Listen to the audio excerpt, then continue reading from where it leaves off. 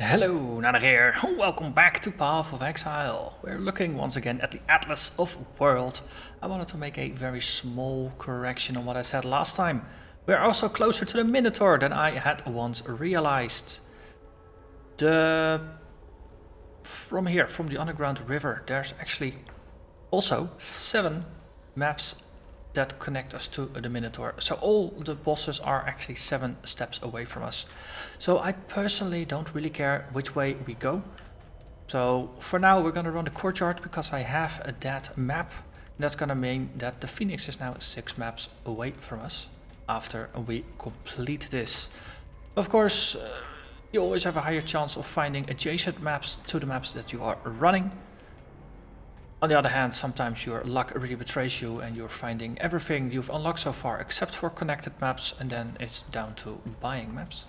But for now, we're gonna run the Courtyard, and the Courtyard will have 21% more rare monsters that poison on hit, deal 77% extra damage as cold, and they gain 2 frenzy charges every 20 seconds. And on top of that, all the rare monsters have a Nemesis mod. So, the previous map, we had very tanky monsters, and now they're gonna be very, very aggressive. So that's a nice change of pace. So let's do this. I'm back to my normal setup. So temp change, Enfeeble, Herald of Ash, and in the mid slot here is our Basalt Flask with curse removal. Let's see what we're gonna get. An elaborate, beautiful garden, hidden from the public. Selfish. So, prophecy triggered. Mysterious invaders. You will defeat the monsters from beyond. So, we're gonna get a Beyond Demon. Or, might be large demons, might be small. Oh, Effigy. Of course. Hello, Effigy. That's a big Beyond Demon. Hello, welcome to the map. Have yourself an Effigy.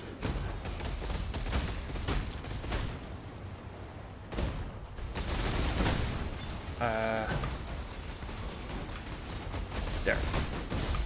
Okay.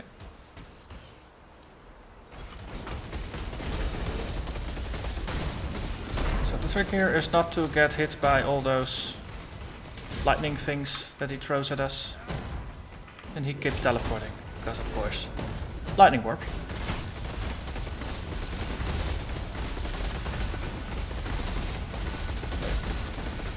Scratch what I said about not getting hit. The edges of reality crack, and something hidden from sight spills through.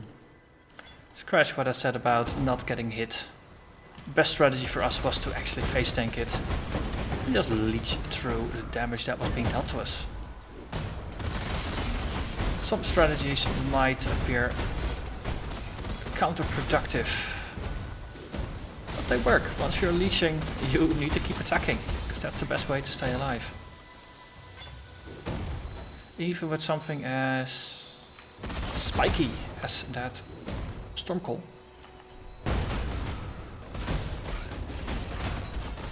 Also, I think someone managed to murder our golem.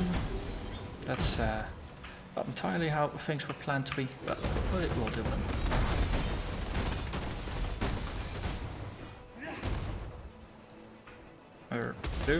Yes, there's a little tree in the way, I suppose. Yeah, that's blocking my jumping path. Okay, they keep murdering the golem, which is good, because it's better that they murder the golem rather than me. So the Courtyard has a bit of a hedge maze feel to it, but also with some pavements. It's almost like that connecting bits between Dominus's tower and the archives.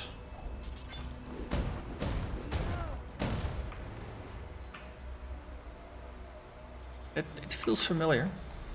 Once we face the boss, I'll probably be like, aha, it was this one. But until then, I'm gonna be left a little bit wondering what we're gonna be up against in the boss fight. A little bit of mystery is always nice.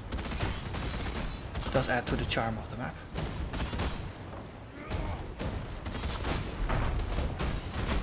And wait, we already defeated a greater demon, so how bad could the map boss be? Yes, I know, famous last words. I mean, I did just return from running a map where I used up all my portals and had to get a second map in order to actually close up the episode. I do realize that. But this is gonna be different. I hope. I wish, I think. Well, at least though we don't have a ghost possessed boss. That really does help, because ghosts, they really change the game. Normally, you know, you want a ghost to just possess a rare and, you know, get bonus loot. But a ghost in the unique is something different altogether. Ooh, that was a volatile ice blood. We got a little bit too close, but well, we dealt with it.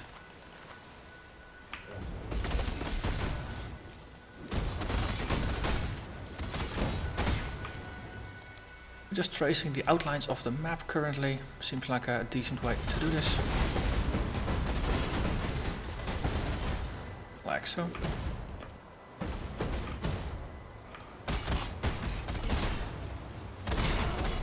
Feels like this map is one where the boss is going to be out in the open. Oh yeah, I'm wrong about that. It's an arena. Blue. Warrior's Vigil. Okay. Ah, yes. There's multiple. Warrior's Vigil, Virtue, and Vengeance. So we get a caster. Fireball caster. We get a cycloner and someone who is jumping.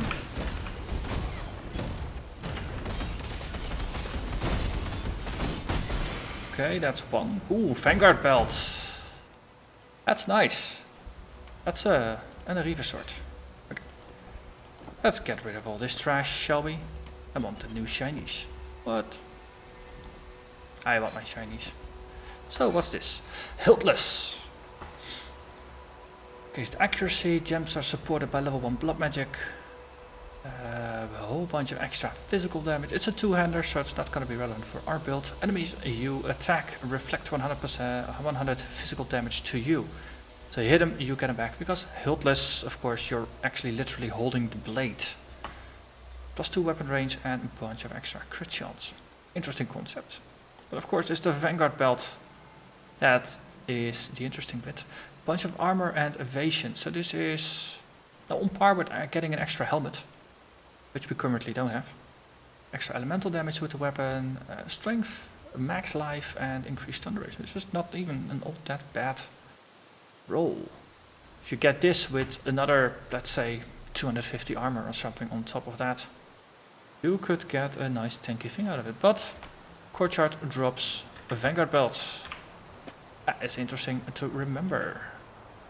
And let's see if we can just loot some things. Status garb. Yes, okay. Empty pockets. They did kill our golem. So I do enjoy a boss fight where you got multiple bosses. Makes things dynamic. But of course, it also means there's gonna be a lot of loot.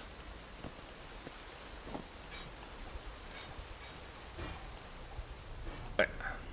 Empty that, and then I'm gonna stop focusing on rares for this run. It's been enough. Downside of 3 bosses is of course 3 times the drops. And there we go. Okay. Those were the bosses. Now the rest of the map. Well, I was correct. I did not die. We are running a rather aggressive map rather than a defensive map. But the damage that was being thrown at us, we can sustain tank it. It was tricky. I mean, our life went really low in that fight, especially once they all started piling on. But combination of just some panic flask button hitting and just jumping the heck out did save me, and then I just managed to get back and kill the enemies.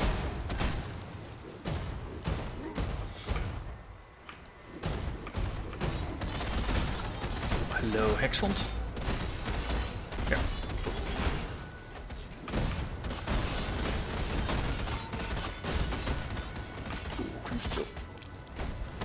Something has been touched by a ghost, as if to taunt me. Okay, yeah, we came from here, so that's not really gonna change all that much.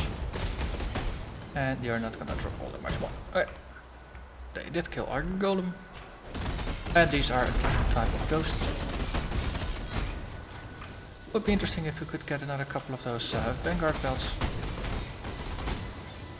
So this Skull of Wisdom is currently just faded out. I changed the color scheme of scrolls because I'm drowning in them and I am rather compulsive about picking up things like that. So I figured if I just de-emphasize their coloring, then if they're next to me, I'll just pick them up. But if they're on the other side, I'm just gonna skip them because they're not that visually important.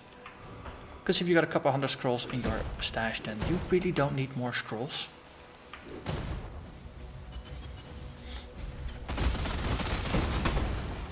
But it is useful if you're standing on top to just pick them up anyway. It's too bad that you can't... that scrolls don't have an item level, just like most currency things don't do. So, of course, you can't conditionally show them based on item level of the drop. Just slightly annoying for loot filters, because if you hover over it with Alt, there's no item level, while other items do have item level. Well, with that said, we have only 4 mobs remaining and we have covered most of the map. So, those 4 mobs are lucky, and we're gonna end this episode. So, huge contrast with the previous run. The colonnade with the ghost and a whole bunch of defensive mods, really tough nut to crack.